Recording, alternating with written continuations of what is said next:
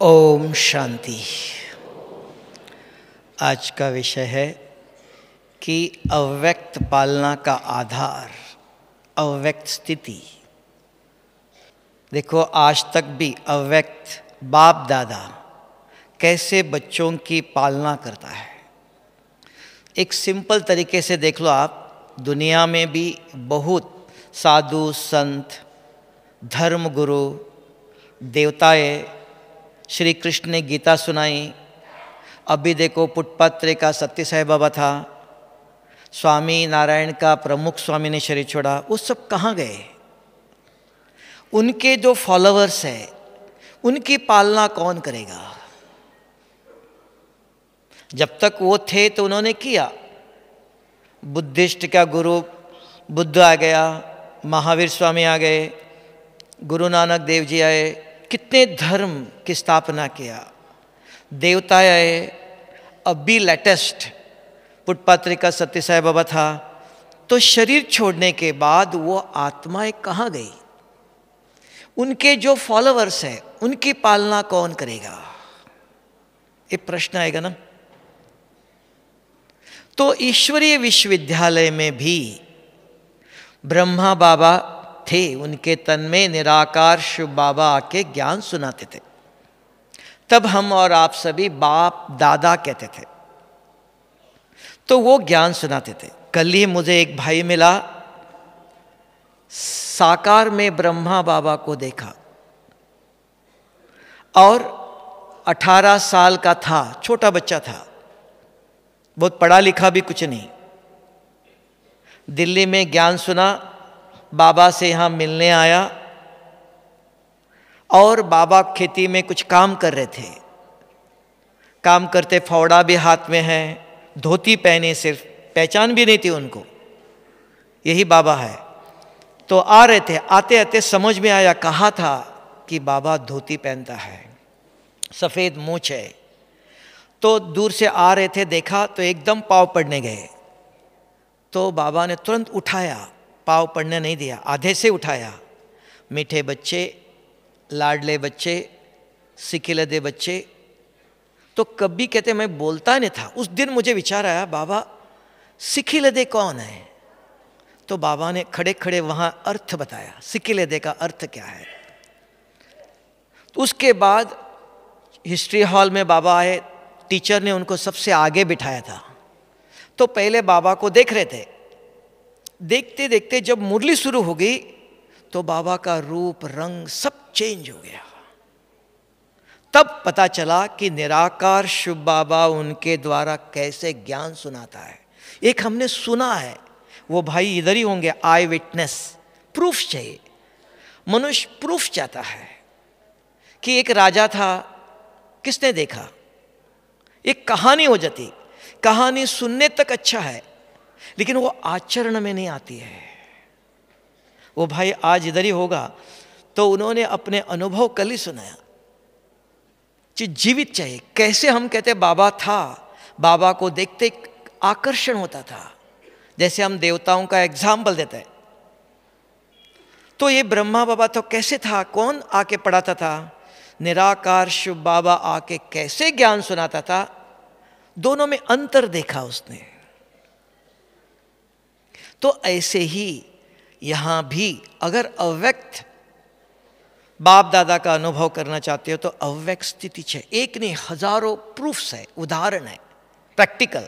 एक है जीवित, आप वेरीफाई कर सकते हो। क्यों? आज की दुनिया में मनुष्य साइंस पर 100% विश्वास रखता है। गलत नहीं है, साइंस ने हर चीज करके दिखाया। अभी आप कहेंगे यहां से मनसा सेवा करो, तो आपके संकल्प वहां पहुंचते, क्या प्रूफ? अगर आपके बाजू में कोई योग करने बैठा, उसको नींद आ रही है, आप उसको उठा सकते हो? तो आपके संकल्प शक्ति कहां काम करती है? साइंस ने करके दिखाया। यहां अगर आप बात करो, यहां से 7 समुद्र पार कर दुनिया उस कोने में लाखों लोग हैं, उसी व्यक्ति को यह संकल्प पहुंचता है। तो यह साइंस का चमत्कार नहीं है, साइंस का अर्थ है।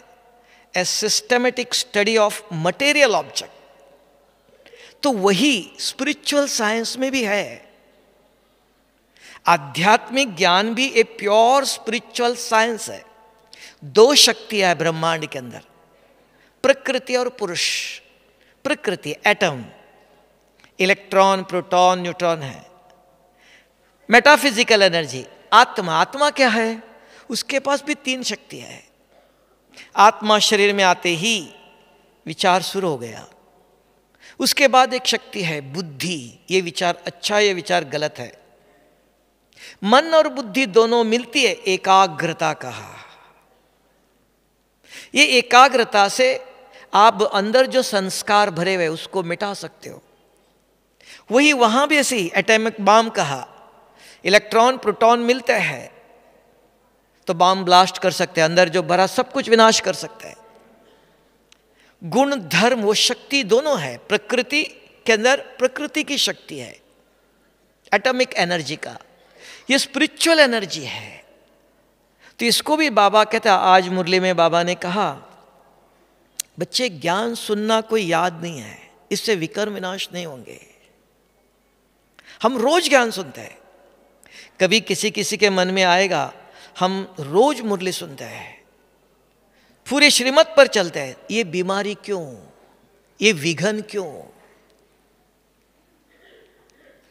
तो बाबा ने कहा हेल्थ, वेल्थ और हैप्पीनेस तीनों में देता हूं।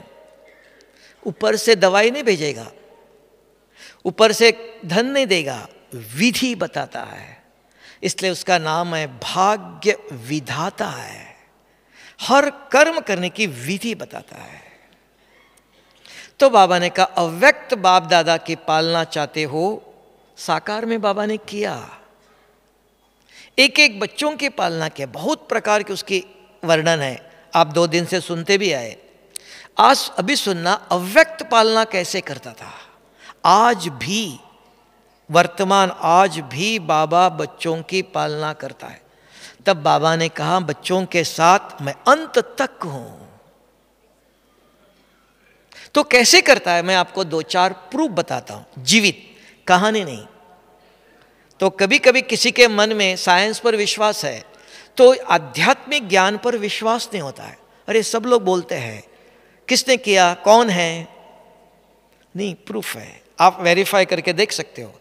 जैसे साइंस ने कहा 2% हाइड्रोजन ले लो, 1% ऑक्सीजन ले लो, देख लो क्या बनता है, दूध बनता है कि पानी बनता है। कुछ करना पड़ता है, बिना केवे अपने आप नहीं बता सकते हो कि ये दूध बनेगा कि पानी बनेगा। तो ये सुना हुआ ज्ञान है, आपने करके देखना चाहिए। इसलिए कहते हैं एक्सपीरियंस इज अथॉरिटी है। अनुभव एक शक्ति है, वो सारे विश्व के सामने चैलेंज कर सकता है। अनुभव चाहिए, नहीं तो कहते पोपट ज्ञान इधर पढ़ा और इधर सुना। इसलिए इंग्लिश में कहते हैं all poets are having their hands. सभी जो किताब लिखते हैं, पोएट्स लिखते हैं, कविताएं लिखते हैं, उनके हाथ कहाँ हैं? दूसरों के जेब में है। उससे इधर से निकाला, इधर से निकाला, अपनी कविता बना दिया। All poets are having their hands in other pockets. तो वो यहाँ नहीं, इस ईश्वरीय विश्वविद्यालय है। तो बाबा ने कहा पढ़ेंगे, लिखेंगे, बनेंगे नवाब। सिर्फ पढ़ने से नहीं, हम रोज 10 दफा मुरली पढ़ते हैं, शाम तक पूछो क्या सुना था, तो ये पढ़ाई नहीं, पढ़ाई की विधि है। हर कर्म करने की विधि, शिव बाबा ने आके विधि सुनाया, तब नवाब बनेंगे। तो यहां प्रश्न आता है कि अव्यक्त पालना बाबा कैसे करता है। तो उसको प्राप्त करने के लिए अव्यक्त स्थिति चाहिए। अगर देख लो कोई बात करता है तो उसको समझने वाला भी चाहिए। तो बाबा की भाषा, बाबा के वाइब्रेशंस कैच करने के लिए अव्यक्त स्थिति चाहिए। एक है व्यक्त, हम शरीर के भान में रहते हैं, हर सेकंड शरीर की स्मृति में है, शरीर में रहते हैं। सत्युग से, जब से परमधाम से आए तब से आज तक शरीर में रहते हैं, शरीर के द्वारा कर्म करते हैं। आत्मा तो किसी को दिखाई नहीं देता है, शरीर ही दिखाई देता है। तो आत्मिक स्मृति में स्थित हो, आत्मा को देखो, ये संभव नहीं हो रहा है, बहुत कठिन लगता है। तो कम से कम जब अमृत वेले शाम को योग में बैठते हो, बाबा को याद करने बैठते हो, तब कम से कम उस समय में अपने अव्यक्त स्थिति में स्थित हो सकते हैं, और वो भी सहज तरीका है। तब बाबा के जो वाइब्रेशंस है, जैसे देख लो आपके पास भी मोबाइल है, मेरे पास भी है, मोबाइल का नंबर एक्यूरेट डायल करते हो तो यहाँ से वहाँ तक क्या गया, मोबाइल यहाँ ही है, नंबर आपने यहाँ किया तो क्या गया, वाइब्रेशंस जाते हैं, यहाँ से वहाँ तक जाते हैं, और जहाँ पहुँचना है वहाँ ही पहुँचता है, दूसरी जगह नहीं। ऐसे ही बाबा ने भी विधि बताया, रोज बताया, आज भी बताया, बच्चे आत्मा समझो, आत्मा के वाइब्रेशंस परमात्मा के पास जाते हैं। अगर शरीर का भान है तो शरीर के वाइब्रेशंस हॉरिजॉन्टल जाते हैं। तो ये एक नियम है। ब्रह्मा कुमारी आश्रम में ईश्वरीय विश्वविद्यालय राजयोग है, नहीं स्वामी विवेकानंद ने भी राजयोग सिखाया है। तो शिव बाबा आकर के कौन सा राजयोग सिखा रहा है, तो वो विधि जानना चाहिए। तो हमारा लक्ष्य है, डॉक्टर के पास हम क्यों जाते हैं, ऐसे अपने आप नहीं जाते, दर्शन करने नहीं जाते, कुछ सुनने नहीं जाते हैं, दर्द मिटाने के लिए जाते हैं। नहीं तो डॉक्टर के पास कोई नहीं जाता है, दर्द सहन नहीं कर सकते, जो सहन कर सकता है वो नहीं जाता है, जो नहीं कर सकता है। यहां भी शिव बाबा ने कहा सारे कल्प के अंदर बहुत कुछ है, सिर्फ संगम पर मेरा एक ही धर्म और कर्म है। क्या है वो, मैं पतित आत्मा को पावन करने आया हूं और कुछ देने नहीं आया हूं, मेरे पास और कुछ नहीं, एक ही काम है, पतित आत्मा को। क्योंकि इस ब्रह्मांड के अंदर ऐसी एक व्यवस्था है, आज भी भारत गरीब नहीं है, आज भी भारत में सोना हीरा मोती बहुत भरे हुए हैं, लेकिन एक व्यवस्था है, पतित आत्मा इस सृष्टि की जो संपत्ति है उसका उपभोग नहीं कर सकती है, सुख ले नहीं सकती है। पवित्र आत्मा ही इस सृष्टि की संपत्ति का उपभोग कर सकती है, सुख ले सकती है। तो बाबा हीरा महल कुछ नहीं देता है, सिर्फ पतित आत्मा को पावन करता है। वो विधि बताता है, बच्चे पाप मिटाओ, सारी संपत्ति आपके चरणों में है। उसको हमने स्वर्ग कहा, हेल्थ वेल्थ और हैप्पीनेस। तन को भी कोई भी बीमारी नहीं। आज ही बाबा ने मुरली में कहा, बच्चे बाप के याद से आयु बढ़ा सकते हो, जितना पाप उतना जन्म ज्यादा।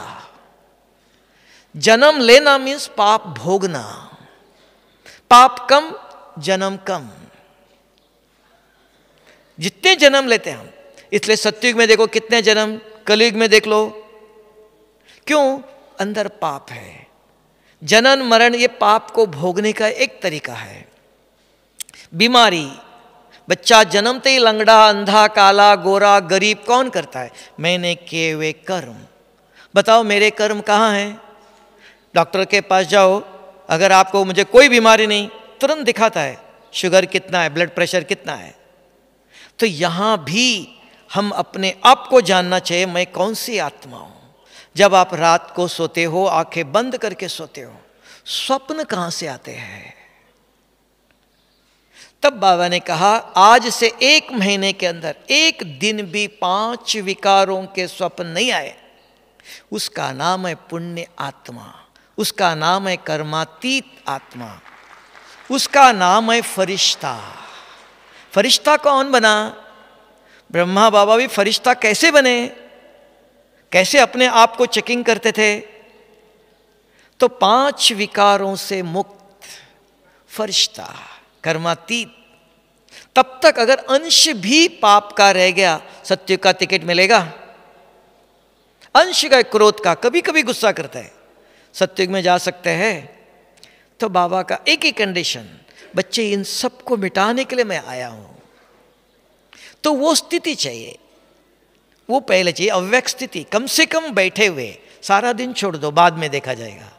जब आप योग में बैठते हो, मन और बुद्धि ये 2 शक्तियां हैं, नहीं तो व्यर्थ विकल्प माया आती है। कहां से आती है? कैसे नहीं आती है? बुद्धि खाली है। हमारे अंदर एक आदत बनी भक्ति से, भक्ति में भी राम राम राम करते जाएंगे, बुद्धि भटकती है।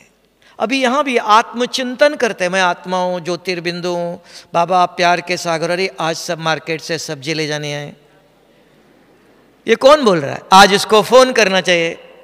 बुद्धि, दो व्यक्ति है, दो शक्तियां है, ये एक विशेष ज्ञान है।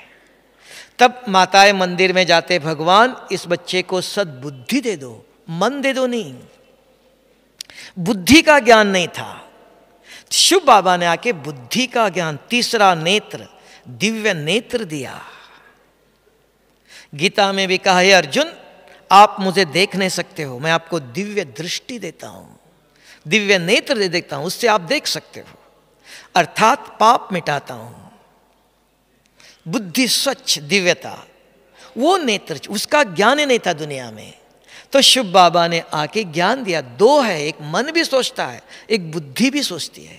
इन दोनों को एक करो, 5 मिनट करो, 10 मिनट करो। भारत में एक हाथ से नमस्ते नहीं करता है, 2 हाथ जोड़ता है। लेकिन 2 हाथ जोड़ने को भी नमस्ते नहीं कहते हैं, विधि है। छोटी अंगुली को लगनी चाहिए विधि पूर्वक। यहां भी इतना सहज है। अव्यक्त स्थिति माने 1-1 घंटा योग में बैठना अव्यक्त स्थिति नहीं, और इधर उधर के विचार करते रहो। पहले 5 मिनट शरीरधारियों के विचार नहीं आएगा। कैसे? आत्मा का चिंतन करो। कैसे करे? मन पूछता है मैं कौन, बुद्धि ने जवाब देना चाहिए। बुद्धि के अंदर ज्ञान है, तो ज्ञान का उपयोग ही योग है। यहां ज्ञान छोड़कर योग करते, उसको ध्यान का। बाबा ने बहुत दफा कहा बच्चे ध्यान में जाना नहीं, माया प्रवेश कर सकती है, ये हमारा राजयोग नहीं। जो 7 डेज का कोर्स किया, ज्ञान सुना हुआ है, वो किसको याद है? सुना वहां का वहां छोड़ दिया, कोई फायदा नहीं, वो योग लगा नहीं सकता है। जिसने अच्छी तरह से 7 दिन का कोर्स किया, आत्मा, परमात्मा, सृष्टि चक्र, ये सारा ज्ञान सुना हुआ है, जिसको याद है बुद्धि के अंदर, ज्ञान ही तो आत्मा का। तो यो जब बैठता है उस ज्ञान का उपयोग करो। बैठते पहले शुरू में अपने आप से पूछो, आत्मचिंतन करो, मैं कौन? बुद्धि जवाब देती है हाँ मैं आत्मा हूं। फिर इतना ही नहीं, आत्मा क्या है? आत्मा के पास ये मन है। चेकिंग करो, ये मन किसका विचार कर रहा है, क्यों इनके लिए उनके लिए सोच रहा है, समझाओ। बुद्धि क्या करती है? बुद्धि यहां बैठे बैठे आप कहते हो मेरा किसी से लगाव नहीं, कोई अटैचमेंट नहीं है। यहां बैठे बैठे माताओं को याद आता है 12 बज गए, बच्चों ने खाया कि नहीं आए, नहीं खाना खाया, यहां से भेज सकते हो। आप यहां आए हो, बच्चे घर में है, तो यहां बैठे बैठे मां को याद आएगा, डॉक्टर को पेशेंट याद आएगा। किसकी जिम्मेवारी? मां की जिम्मेवारी है बच्चों की संभाल करना, गलत नहीं है। अगर अपने को मां समझते हो तो बच्चे याद आना नेचुरल है। डॉक्टर है, उनको पेशेंट की याद आना चाहिए, पेशेंट को कल ये दवाई दी थी, आज ये दवाई देना चाहिए, ये उसकी जिम्मेवारी है। तब बाबा ने कहा अपने को आत्मा समझो, न मां, न बेटा, न भाई, न डॉक्टर, या आत्मिक स्मृति चाहिए। तो अपने आप से पूछो, नहीं तो मेरे मन में बटा हुआ है मैं डॉक्टर हूं, मैं मां हूं, ये याद है। तो कम से कम जब योग में बैठते हो अपनी स्मृति को जागृत करो कि मैं कौन? मैं सर्वशक्तिवान शिव बाबा का बच्चा हूं। फिर मेरा रूप क्या है? एक सफेद चमकता हुआ दिखाई नहीं देगा, ऐसा करके देखो, नहीं दिखाई नहीं देगा, यहां अंदर है। क्योंकि टीवी में दिखाते हैं तो अरे आत्मा का चमकता हुआ दिखाई नहीं देता है, नहीं देखने वाले नहीं, महसूस, मैं आत्मा एक सफेद चमकता हुआ सितारा भ्रुकुटी के बीच में बैठा हूं। मेरे 7 गुण हैं, कभी कभी हम रिपीट करते हैं, मैं शांत स्वरूप हूं, पवित्र स्वरूप हूं। पवित्र स्वरूप हो थे, जब परम धाम से उतरे तब हम शांत पवित्र स्वरूप थे। अब कल मुझे परम धाम जाना है, तो अब फिर से पवित्र स्वरूप बनना है, शांत स्वरूप बनना है, शक्ति स्वरूप बनना है। थे वो याद दिलाओ, हम थे, अब मुझे बनना है, उसके लिए कुछ करना है। चौथा, मेरे कर्म मैं इस भ्रुकुटी में बैठकर आंखों से देखता हूं, नहीं तो कहते हैं इंग्लिश में रिलैक्स, डिटैच हो जाओ। कैसे डिटैच हो जाओ? तो शरीर में बैठे हुए इन आंखों से इधर उधर नहीं देखो। 5-10 मिनट इंद्रियों जीत ये करना पड़ेगा। अपने आप इंद्रिय जीत नहीं होंगे, सिखाना पड़ेगा कि नहीं 10 मिनट पहले कुछ भी होने दो, मैं इस आंखों को हिलाऊंगा नहीं, इधर उधर देखना नहीं। इंद्रियों पर देखो, एक एक को प्रयोग करके देख लो। क्या 10 मिनट 5 मिनट आंखों को हिलाने? कोई आएगा जाएगा, कुछ गिरेगा भी तो भी आंखों को हिलाना, यूज नहीं करना है। मुख से बोलना नहीं, हाथ पांव हिलाना नहीं। तब कहा बाबा ने, बच्चे अशरीरी बनो, शरीर की इंद्रियों को यूज करना आदत बनी है। ऐसे बैठते कब पता नहीं चलेगा आपको, कब दृष्टि इधर गई, कब इधर देखते हो। तो स्थित प्रज्ञ का स्थिर 5 मिनट करो, 1 घंटा नहीं चाहिए। Slow and study makes the man perfect. फटाफट नहीं, ये धीरे धीरे एक एक इंद्रियों पर अधिकार करो। नहीं बोलना है। आज बाबा ने मुरली में कहा कि गलत शब्द बोलने के बदली न बोलना अच्छा है। ये अपने वाणी पर कंट्रोल, एक एक को कंट्रोल करना पड़ेगा। ऐसे नहीं हम रोज मुरली सुनते हैं तो अपने आप हो जाएगा, ये ऐसा चमत्कार नहीं। अभ्यास, विधि। तो बैठ करके अपने आप को दिखाओ कि 10 मिनट मुझे आंखें हिलाना नहीं, एक जगह आंखें बंद भी नहीं करना। सोते हो तो आंखें बंद करते हैं। अब हम सोते नहीं, खटिया पर बैठे हैं, नहीं कुर्सी पर बैठे हैं, तो एक जगह देखते। इसलिए बाबा ने कहा भले चित्र रखो, आराम से देखते बैठो, आत्मचिंतन करो। इसको इंग्लिश में कहते हैं एक्टिवेट योर कॉन्शियसनेस। अपने को जागृत करो। हर सेकंड मैं माना शरीर के भान में हूं कि मैं कौन, मेरा रूप, मेरे गुण, मेरे कर्म, मैं कहां से आया। ये 5 प्रश्नों का अगर आप 5-10 मिनट चिंतन करते हो, इसका रिजल्ट है अव्यक्त स्थिति। व्यक्त देहधारी, शरीरधारी कोई विचार नहीं आया। पाँव दर्द हो रहा है, कोई भी शरीर की याद ही नहीं है, न नींद है, न व्यर्थ विचार है, न विकल्प है। क्यों? मन पूछता है, बुद्धि जवाब देती है। नहीं तो बुद्धि को याद है, अरे आज उसको फोन करना था, प्यास लगी है, पानी चाहिए। ये किसको? बुद्धि को पता है। ये सारे शरीर के इंद्रियों को बुद्धि कंट्रोल करती है। कौन चलाते शरीर को? देखो रात को आप सोए हो, आंखें बंद है, मच्छर काटता है, तुरंत हाथ उठ मारता है। बुद्धि जागती ज्योत है। इसलिए किसी ने शरीर छोड़ने के बाद भी दीपक जला के रखते हैं।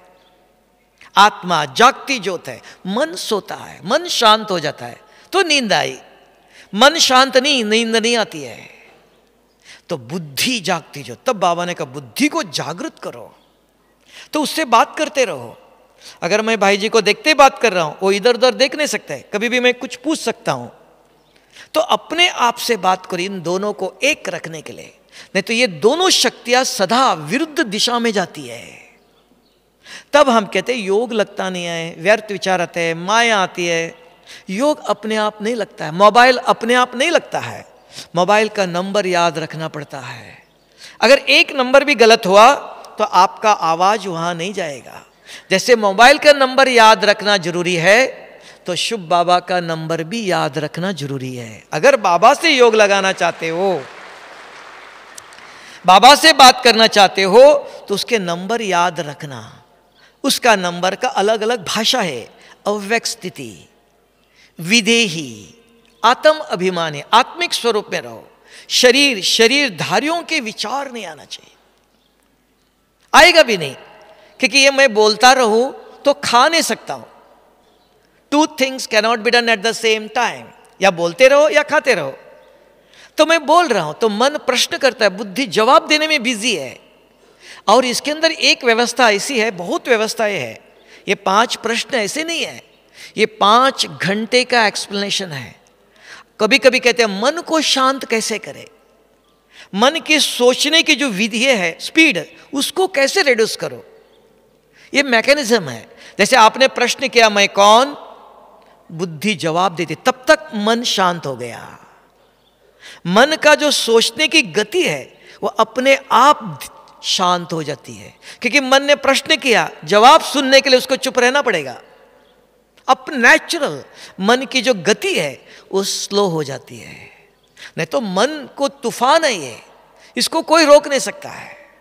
तो शिव बाबा के ऐसी विधि बताता है नेचुरल। तो जब भी योग करने बैठे हो अपनी ये अवस्था बनाओ, दे धारी का 5 पहले निर्णय करो, 5 मिनट आधा घंटा मुझे योग में बैठा। अंदर घुसते समय प्लान करके आओ, मुझे कितना मिनट बैठना है। जैसे चप्पल बाहर छोड़ के आते हो कि ये साधना का सभा है, ये ऐसे इधर उधर कथा सुनने का नहीं, सत्संग नहीं। जैसे स्कूल में एक पीरियड है 45 मिनट्स, एक भी स्टूडेंट हिल नहीं सकता है, पीरियड के बाद ही बाहर जाना है। अब ये हमारा इतना सहज, कभी भी आओ कभी भी जाओ। तो देखने वाले से देखेंगे ये यूनिवर्सिटी है कि और कुछ है। तो बाबा कहते हैं मेरे बच्चे यूनिवर्सिटी में पढ़ेंगे लिखेंगे। तो एक कोई सिंपल डिसिप्लिन है। अंदर दरवाजे से घुसते हो सेंटर में, यहां भी सोच के आओ कहां जा रहे हो। डाइनिंग टेबल पर खाने के लिए जाते हो, यहां कहां जा रहे हैं हम? मुझे आधा घंटा बैठना है, 15 मिनट बैठना है, 5 मिनट बैठना है। देख के जाना, क्लास अच्छा है, मुरली अच्छी है तो बैठेंगे, नहीं तो जाएंगे। सोच के अंदर आओ, क्योंकि एक आता है दूसरा जाता है तो सबका अटेंशन डाइवर्ट होता है।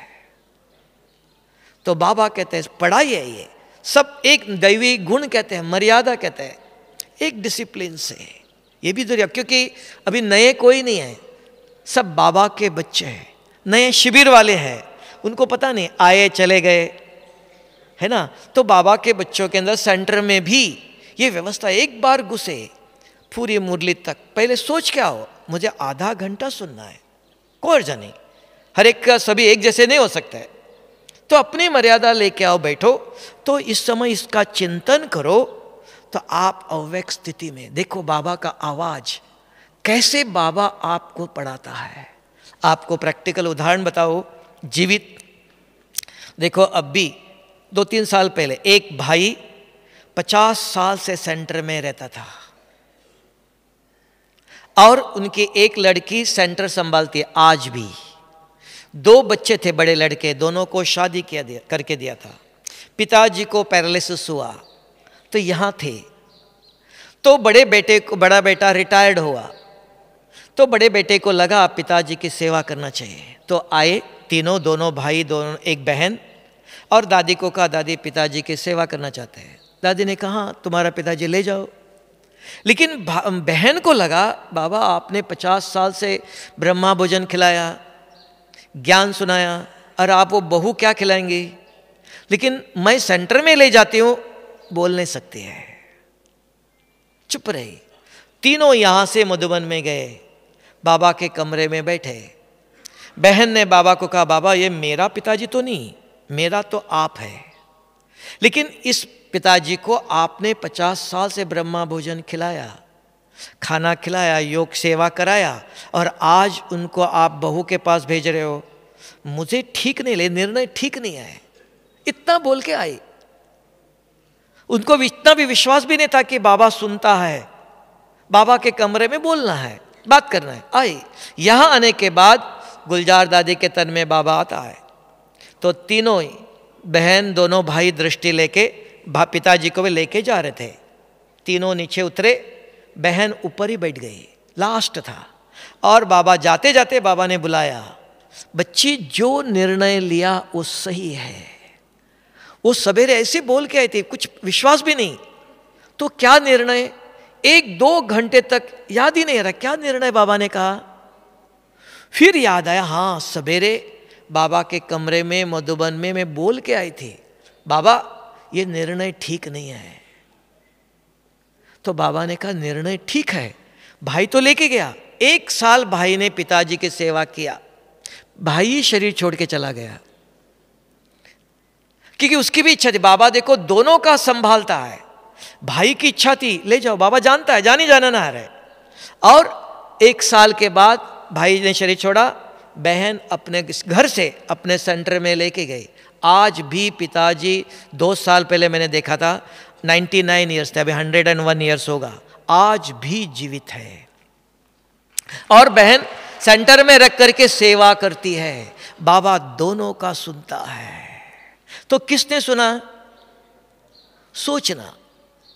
बाबा के कमरे में कौन था? बाबा का फोटो है, कौन सुनता है? किसने जवाब दिया?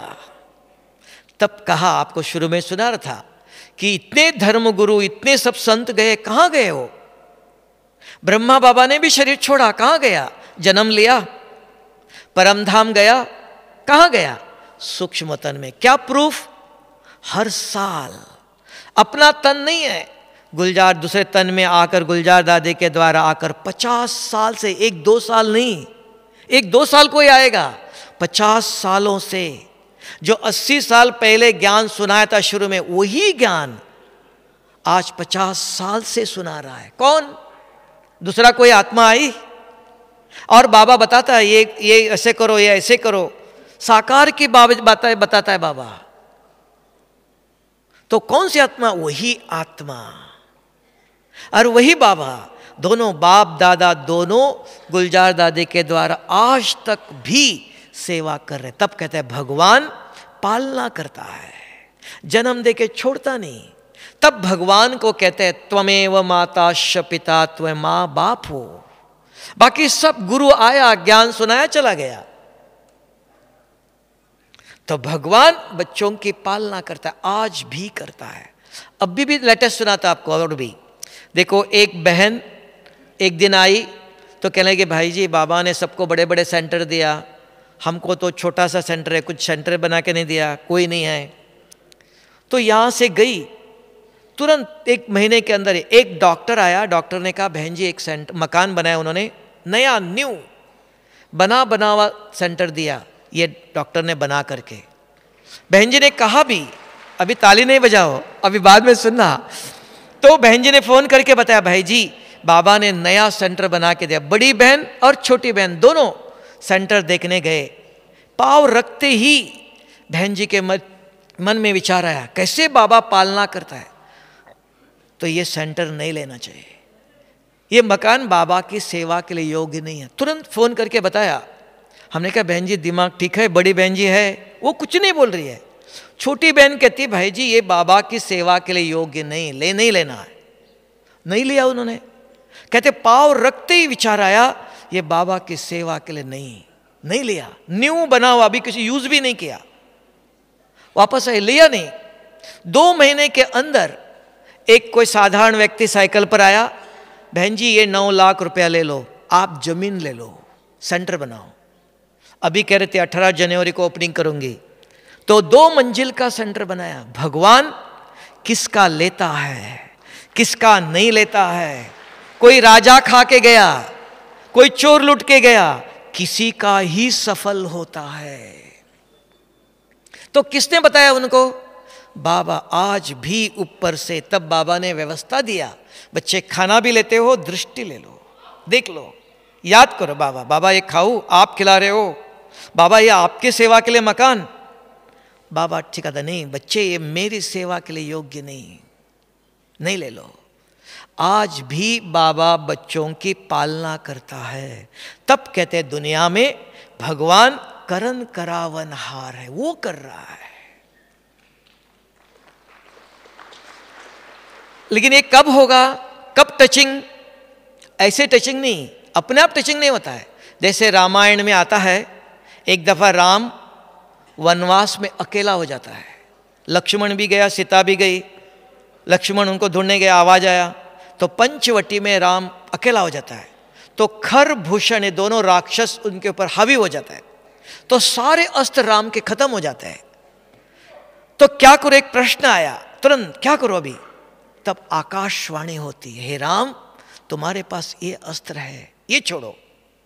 वो छोड़ते सब मूर्छित हो गए। तो बाबा ये रामायण में कहानियां है, लिखा हुआ है, ये यहां व्यक्तिगत अगर आप संसार में चलते हो, अव्यक्त स्थिति है। मैं आत्मा उस दिलाराम का बच्चा हूं, उस स्मृति में रहते हो, मैं कौन हूं, तो बाबा टचिंग देता है। अगर हम शरीर के भान में रहते हैं, वो कैच नहीं कर सकते हैं। तो बाबा एक नहीं 1000 उदाहरण है, प्रैक्टिकल लिविंग। आज भी वो लोग जीवित है, आप वेरीफाई कर सकते हो ये सही है कि नहीं है, कि नहीं तो कोई ऐसे सुना के जाता है। ये सुनने की कहानी नहीं, आपको आचरण में लाने के लिए, क्योंकि अव्यक्त स्थिति आए। हम मधुबन में 18 जनवरी मनाने के लिए क्यों आए? सेंटर में भी कर सकते हो, घर में भी योग कर सकते हो। तो संगठित रूप में ये वातावरण है। ब्रह्मा बाबा ने भी पुरुषार्थ कर अपनी अव्यक्त स्थिति बनाया। अपने आप शिव बाबा ने नहीं बनाया, अपने आप नहीं बने, चमत्कार नहीं किया, पुरुषार्थ किया। तो हमें भी अगर कुछ पाना चाहते हो, कुछ अभ्यास चाहिए। कि इस सृष्टि पर नियम है कि जब तक खेती में एक बीज नहीं बोया तो 50-100 दाना लगते नहीं है। न साइंस ने न भगवान ने ऐसी कोई विधि नहीं बनाया बिना बोए हुए कुछ उग जाए। कुछ बोना नहीं, भोलानाथ जो चाहे कर सकता है, ऐसा नहीं, चमत्कार नहीं, विधि से सिद्धि। जब भी आप अमृत वेले शाम को योग में बैठते हो, अपनी स्मृति को जागृत करो, मैं कौन। उसको बाबा ने कहा साधारण भाषा में, आत्मा समझ, मुझे याद करो, मैं कौन। उसके साथ बुद्धि योग जोड़ो तो वो शक्ति आत्मा के अंदर जो पाप है उसको मिटाते। तब बाबा ने कहा मैं कौन, पतित आत्मा को पावन करता हूं। I am the purifier, I am the liberator. वो कौन है? He is a purifier. पतित को पावन करने आया, कुछ सोना हीरा और कुछ देने नहीं आया। वो आपके कर्मों का फल मिलेगा, कर्मों की गति है। तो इसलिए अव्यक्त स्थिति चाहिए। तो कैसे बाबा आज भी बच्चों की पालना करता है। हर प्रकार से दुनिया के किसी भी कोने में रहो, कहीं भी रहो आप, बुद्धि की लाइन अपने आप क्लियर नहीं होती है। बुद्धि में संसार का चिंतन है, संसार की जिम्मेवारी है। उसको बाबा ने कहा पुरानी दुनिया को भूलो। कैसे भूलेंगे? अपने आप भूल जाएगा क्या? शरीर पुराना, दर्द है, बीमारी है, समस्या है, परिवार है, तो उसका भी विधि चाहिए कि संसार में रहते 24 घंटा रहो। बाबा ने व्यवस्था दिया, 8 घंटा नींद करो, 8 घंटा संसार के कर्म करो, कम से कम आधा घंटा, 1 घंटा भी नहीं, आधा घंटा भी। तो उसकी व्यवस्था जो आपको कहता मैं भी क्या करता हूं, मुरली सुनी, एक मुरली के पॉइंट, सारी भी मुरली भी नहीं चाहिए, एक मुरली के पॉइंट याद रखो, लिख के रखो। चलते फिरते किसी का फोन आया, कोई मिले, आप हो करके बताओ, देखो आज बाबा ने बहुत अच्छी बात बताई। वो दुनिया का कोई ना कोई समाचार बताएंगे। आपके मुख में ब्राह्मण वो जिसके मुख पर सदा ज्ञान गंगा है। आप हो के किसी को देखते ही देखो आज बाबा ने बहुत अच्छी बात सुनाई। किसी ने फोन किया, बात करो, 1-1 घंटा बात करो, लेकिन बात करते करते, बात होने के बाद आपके जेब में लिख के रखो, आज बाबा ने बहुत अच्छी बात सुनाई। हमारे मुख से सवेरे से रात तक एक मुरली के पॉइंट, रोज एक ही नहीं, आज अलग, सारे मुरली से अलग अलग मुरली के पॉइंट, रोज 30 दिन में 30 मुरली के पॉइंट आपके आचरण में आएंगे। सिर्फ 100 दफा मुरली पढ़ो, अंदर जाता नहीं है। पढ़ने से सुनने से नहीं, बहुत तेज बरसात आई, बह के चली गई, एक एक बूंद अंदर जाता है। तब कहते हैं दुनिया में भगवान के एक बूंद के प्यासे, रोज एक ही शब्द ले लो और उसका अपने आप को सवेरे, दिन में, शाम को, क्योंकि इंग्लिश में कहते हैं healthy mind in healthy body, स्वस्थ शरीर रखने के लिए 3 दफा खाना खिलाते हो। आत्मा को भी हेल्दी माइंड, आत्मा को भी स्वस्थ रखने के लिए कम से कम 3 दफा सवेरे नाश्ता करने बैठते हो, याद दिला आज बाबा ने ये कहा था। चिंतन भी नहीं चाहिए, दिन में खाना आते ही आज बाबा ने क्या कहा लिख के रखो, पढ़ो, खाना खा लो। रात को 3 दफा आज की मुरली अपने आप को पढ़ा के देख लो, एक हफ्ता करो, 10 दिन करके देख लो, और कम से कम 2-3 दफा एक दूसरों को सुनाना, शेयर करना। बाबा ने आज का ऊंच पद चाहते हो, ज्ञान दान करो, औरों को सुनाओ। ये करके देखना, 10 दिन करो, देखना क्रोध आपको अपने आप छोड़ के जाएगा। सिर दर्द होता है, आप कहो सिर दर्द जाओ, जाएगा? दवाई लेनी पड़ती है, शरीर की बीमारी है। तो आत्मा की बीमारी को मिटाना चाहते हो, दुनिया में कहते हैं किसी को बेहोश हो जाता है तो संजीवनी बूटी सूंघाते हैं तो होश में आता है। तो ये मुरली संजीवनी बूटी है। सवेरे, दिन में, शाम को, सारा दिन में बार बार कम से कम 3 दफा सूंघाओ, याद दिलाओ, होश में रहते हैं। हाँ, कोई गलत कुछ गुस्सा, कुछ दुख देता है, आप होश में हो। कभी भी मुझे नहीं, मैं गुस्सा करना नहीं चाहता था, आ गया, अर्थात बेहोश था मैं, स्मृति में नहीं था। तो स्मृति को जागृत करने के लिए व्यवस्था चाहिए। ये चमत्कार नहीं, अपने आप होने वाला नहीं। तो मुझे लिख के रखना है, अपने आप को पढ़ाना है, औरों को याद दिलाना है। सदा नहीं, 10 दिन आदत डालो। जैसे अभी देखो, किसी को चाय नहीं पिया, सिर दर्द होता है, जन्मते चाय पीना सीख के नहीं है, आदत डाली है। तो यहां भी आदत डालो, रोज मुझे एक मुरली के पॉइंट लिखकर जेब में डालना है। अगर आज डाला नहीं, आपको अंदर ही अंदर खाएगा। और मुरली सुनते समय भी सारी मुरली में आपका ध्यान जाएगा कि नया पॉइंट सुनाना है, कल जो सुना था वही नहीं, नया चाहिए। तो मुरली पर भी पूरा अटेंशन जाता है, मुरली के अंदर रस आता है। नहीं तो अभी क्या हो गया, मुरली सुनी, लिखी आपने, क्या फायदा? आपको नहीं, मुझे भी। अगर मुझे आज क्लास करने के लिए नहीं बताया तो मुझे मुरली सुनी, मैंने लिखी भी है, क्या फायदा? नहीं, सुनाना है, डिमांड एंड सप्लाई कहते हैं। कुछ सुनाना है तो जरूर बुद्धि ग्रहण करती है, नहीं तो समझते हमारे पास है, उसका यूज नहीं हो रहा है। तो यूज करो, आप होके आदत डालो, सवेरे से रात तक मुझे किसी न किसी को आज की मुरली के पॉइंट सुनाना है।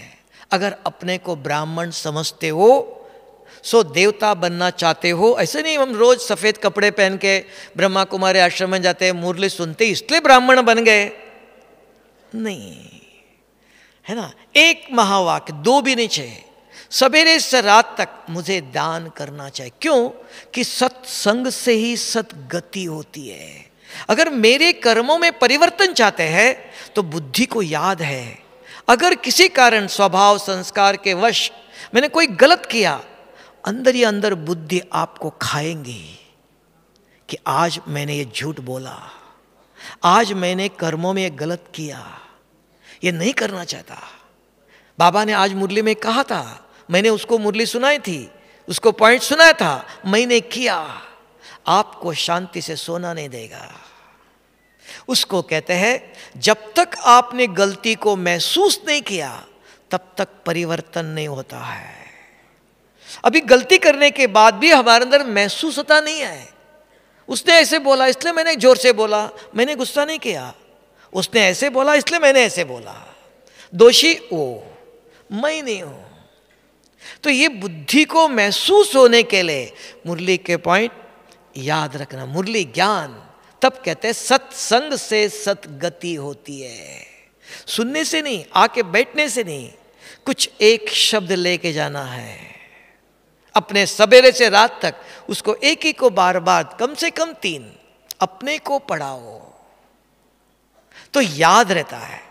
बुद्धि को याद है तो महसूस होता है मैं क्या कर रहा हूं, उस ज्ञान के अनुसार चल रहा हूं कि ज्ञान के विरुद्ध चल रहा हूं। हाँ, परिस्थिति है, समस्या है, विघ्न है, तो मुझे क्या करना चाहिए। रोज बाबा मुरली में सुनाता है, बच्चे ऐसी परिस्थिति है ऐसे करो। आज बाबा ने स्लोगन में कहा, कोई आपके ऊपर कीचड़ भी डाले तो क्या करना चाहिए, और थोड़ा कीचड़ डालना चाहिए, तो बताओ क्या करना चाहिए, बताओ क्या करना चाहिए। हाँ, आपको हीरा देना चाहिए। तो हीरा होगा तो देंगे ना, हीरा कहां से लेके आऊं, उन्होंने तो कीचड़ फेंका। हीरा मुरली लिख करके जेब में रखी है ना, तो मुरली का दान हीरा कहां से लेके आएंगे। ये ज्ञान रतन दान करो, ज्ञान रतन अपने आप को तो यूज करो, दूसरों को छोड़ दो, उसको आपको याद रहेंगे। बाबा ने आज कहा था, बच्चे ये कीचड़ फेंक रहा है, आपके पास हीरा है, आप हीरा दे दो। हीरे के प्रति सोचो, ज्ञान के प्रति सोचो, ये उसका कर्म है। मेरा धर्म कर्म क्या है, मैंने कभी कल्प 10 साल जन्म पहले किया होगा, अब वो मेरे ऊपर वापस कर रहा है, ये मुझे लेना है, मिटाना है। तो ये ज्ञान आपको रियलाइज कराएगा। अगर ज्ञान नहीं है तो जो कल करते थे वो आज भी कर रहे, तब बाबा को कहना पता है हू बहु रिपीट हो रहा है ड्रामा। कल गुस्सा कर रहे थे, आज मुरली भी सुनी, ज्ञान भी सुना, योग भी किया, आज भी गुस्सा किया, तो क्या होगा 5000 साल के बाद? वही होगा। दवाई होते हुए भी दवाई नहीं लेंगे तो बीमारी ठीक होंगी क्या? दवाई लगानी है, अप्लाई करना है। ये दवाई सवेरे लेना है, ये शाम को लेना है। दवाई विधि पूर्वक लेंगे तो बीमारी मिटेंगी ना। तो इसलिए बाबा ने कहा ज्ञान और योग का प्रयोग अपने स्वभाव संस्कार पर करो। उसकी एक विधि बताया, पहला ज्ञान का प्रयोग करो। तो ज्ञान का प्रयोग कैसे करें? मुरली के पॉइंट याद रखो। हम मन चंचल है, किसी को देखते गलत विचार आएगा, नहीं आएगा ऐसा नहीं। हाँ यही व्यक्ति था वो, इसने मुझे बहुत दुख दिया, हाँ दिया था, अभी क्या करना है? हाँ बाबा ने कहा था, उसने कीचड़ फेंका, मुझे हीरा देना चाहिए। बाबा ये आपका बच्चा है, इसका कल्याण करो, इसको ऐसी सद्बुद्धि दे दो, दोबारा ऐसा कर्म न करे। ये ज्ञान का प्रयोग है। मुरली क्यों? ये सुनने के लिए नहीं है, ये सुनकर आचरण में लाने के लिए। और बहुत नीचे एक बस 30 दिन में 30 मुरली के पॉइंट मेरे आचरण में आता है, तो धीरे धीरे परिवर्तन हो गए, एकदम देवता नहीं बनेंगे। तो इसके लिए अव्यक्त रूप से बाबा आज वतन से भी कैसे बच्चों की पालना करता है, कैसे सिखाता है। आपको और एक बताओ, ऐसे बहुत है प्रैक्टिकल। देखो एक व्यक्ति डॉक्टर अफ्रीका में हर रविवार को महीने में एक दफा सत्यनारायण की पूजा करता था।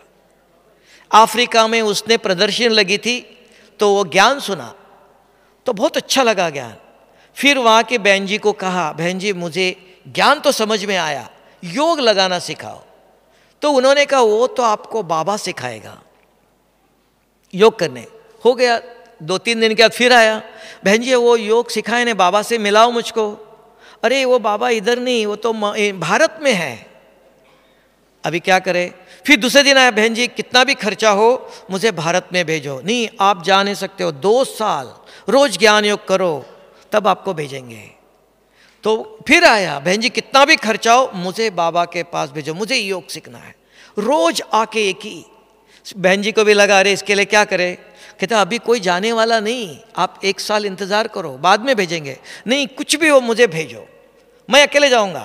3 दिन के लिए बहन जी ने कहा जाओ। 3 दिन के लिए आया अकेला ही, और कहा वहाँ बाबा का कमरा है, बाबा के कमरे में बैठो, बाबा आपको योग सिखाएगा। वो आया, स्नान भी करके बाबा के कमरे में बैठा।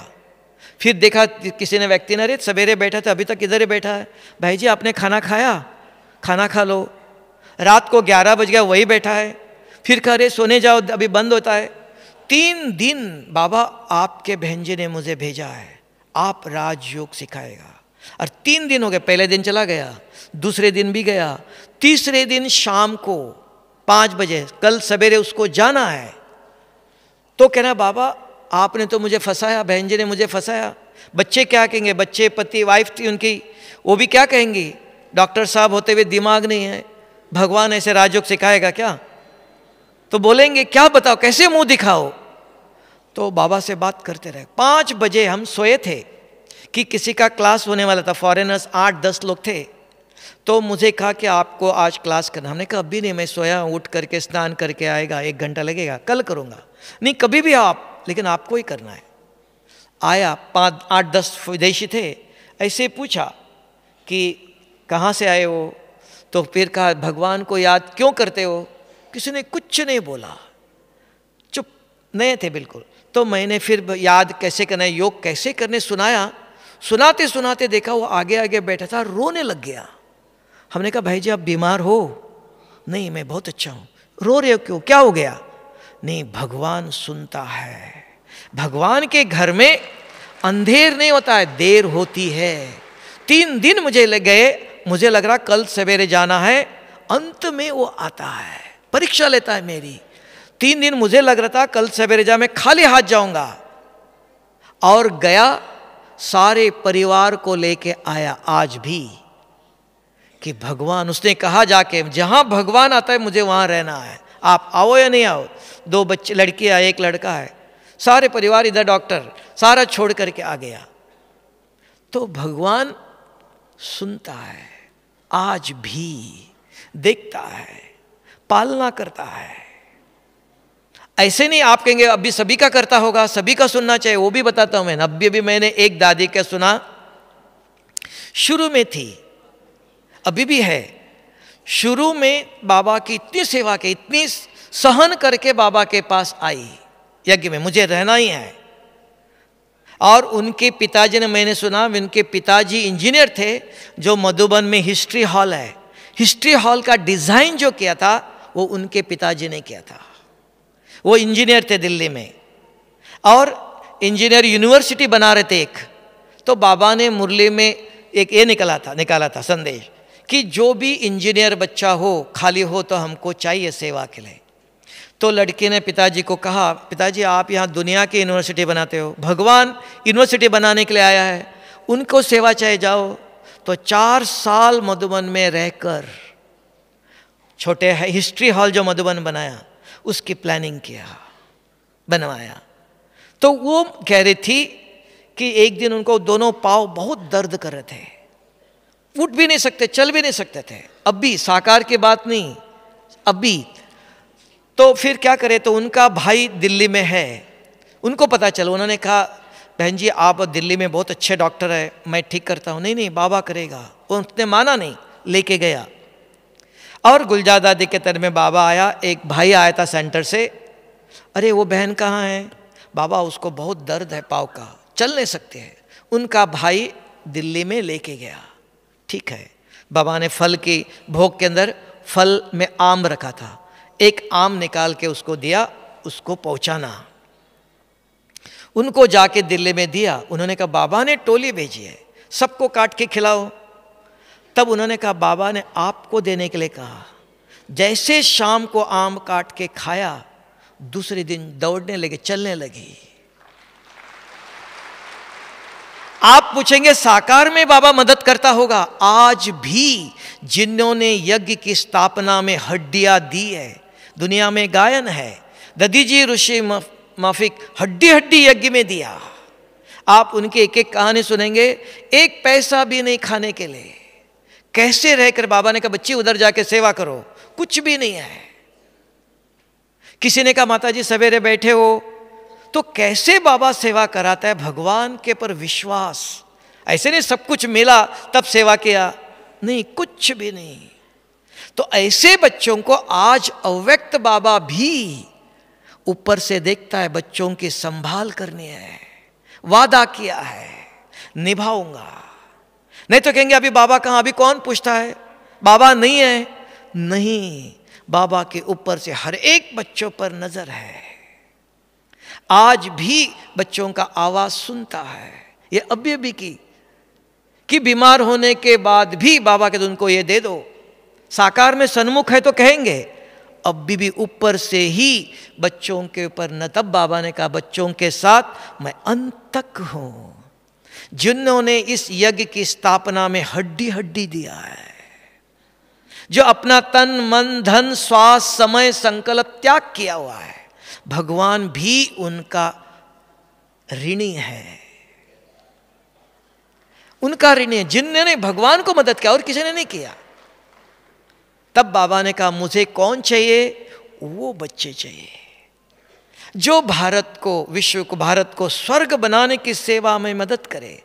उसके पास अपना तन नहीं है, वो चाहते हुए भी कुछ नहीं कर सकता है। बच्चों के बिगैर बाप एक कदम भी नहीं कर सकता है, सर्वज्ञ होते हुए भी कर सकता है। श्री कृष्ण एक ही सुदर्शन चक्र छोड़ दे, सबको खत्म कर सकता है। नहीं, क्यों अर्जुन के पीछे इतना पड़ा? क्यों अर्जुन को इतना मदद करना, बार बार इतना समझाना पड़ा? क्यों? ये श्रेय उसको देना है। नहीं तो शिव बाबा जो चाहे कर सकता है, तथास्तु करके। आप कहते हो बाबा दृष्टि दे दो, सिर पर हाथ रखो, शुभ भावना रखो, नहीं। तो कर्म, तो अर्जुन के पीछे कितना, क्यों इतना ज्ञान सुनाया, क्यों उसको बार बार एक किया कि कर्म उससे कराना है। वो श्रेय, तीनों उन्होंने कहा मुझे तीनों लोगों की आपकी राजाई नहीं चाहिए, मैं भिक्षा मांग के जीऊंगा, मुझे नहीं चाहिए, तो भी भगवान देना चाहता है। तो आज भी तो बच्चों के लिए बाप तो भी कहते, माँ देखो जब भी खाना बनाती है कभी नहीं कहते मेरे लिए खाना बनाया, बच्चों के लिए, पति के लिए और इनके लिए बनाया। तो भगवान भी अपने लिए नहीं, बच्चों को सुख देना चाहता है। तब कहा भगवान को सिर्फ भारत में ही मात पिता कहते हैं, सारा विश्व भगवान को गॉड फादर कहते हैं, बाप है वो, मां नहीं है। सिर्फ भारत में ही भगवान को मां बाप कहते हैं, मां पालना करती है, हर प्रकार की संभाल करती, खिलाती है, पिलाती है, देखती है, दर्द में हर में दिन रात अपना नींद का भी त्याग करके, हर प्रकार से त्याग करके बच्चों की सेवा करता है। तो आज भी अव्यक्त होते से नहीं, हजारों उदाहरण है। ये किसके लिए? आत्मविश्वास चाहिए। कभी कभी होता है किसी ने कहने के बाद, किसने देखा, अब ये सब जीवित है, जो भी आपको एग्जाम्पल दिया सब जीवित है। अभी देखा मैंने कहा, अब भी गुजरात में है जीवित, क्योंकि मनुष्य के नेचर अभी बन गया, देखा जाता है। साइंस पर विश्वास है क्योंकि प्रैक्टिकल प्रूफ है। अगर आपको कहानी बताओ, कहानी हजारों है। एक राजा था, एक मोर नाचता था जंगल में, किसने देखा? अगर आप में से कोई चाहता है, प्रूफ चाहता है, वेरीफाई करना चाहता है, जीवन में ऐसा मुझे भी ऐसा करना चाहिए, कर सकता है ना। इतना नहीं, मैं आपको अभी तक मैंने कभी सुनाया नहीं। और एक कुमार आज जीवित है। एक कुमार ने बाबा को खाना कैसे खिलाया, मैं कम से कम 25 साल से उसको जानता हूं, कभी नहीं सुनाया। अब भी एक ऐसा प्रसंग आया 1 महीने पहले, उसने अपना अनुभव सुनाया कि मैं अकेला रहता था कि बाबा कैसे असाकार में आके काम करता है। आपने सुना भी, पहले भी मैंने सुनाया। एक बहन थी, लिखना नहीं जानती थी। बाबा आ करके बच्चे को कहा, बच्चे पेन पेंसिल लेके बैठना, मैं सिखाता हूं। बाबा ने लिखना सीखा, स्कूल में नहीं गई, कहीं नहीं गई। तो बाबा हर कुछ काम कर सकता, लेकिन योग्य पात्र चाहिए। नहीं तो 5 पांडव थे कि अर्जुन के पीछे क्यों? पात्रता चाहिए। कुछ भी अच्छी चीज देने के लिए पात्र अगर ठीक नहीं तो क्या होगा? योग्य पात्र चाहिए। तो अपने को योग्य पात्र बनाना जरूरी है। अभी सुना बहुत, करना भी चाहिए ना कुछ। हाँ, तो कुछ करना भी चाहते हो तो आराम से बैठ के 5 मिनट हम योग करें कि संगठित रूप से, उसको कहते हैं शांति की शक्ति। जैसे मकान बनाते हैं, कुछ करते हैं, हवन करते हैं। हवन में क्या होता है? सब प्रकार के तिल घी डालते हैं, उसके वाइब्रेशंस, धुएं से सब परिवर्तन होता है। तो आप और हम सब मिल करके अच्छी तरह से योग करेंगे। तो अच्छी तरह से आराम से बैठ के 5 मिनट बाबा को याद करो। याद करने की विधि बताया, अव्यक्त स्थिति में स्थित होकर अव्यक्त बाप दादा से कैसे बात करनी है। तो अपने को, अपने आप को जागृत करो। अगर शरीर के स्मृति में है तो आपके विचार ऊपर नहीं जाएंगे। आत्मिक स्थिति में स्थित होकर बाबा से बात करो। रोज बाबा मुरली में कहता है, बच्चे अपने को आत्मा समझो। ऐसे हम 5 मिनट बैठेंगे अभी।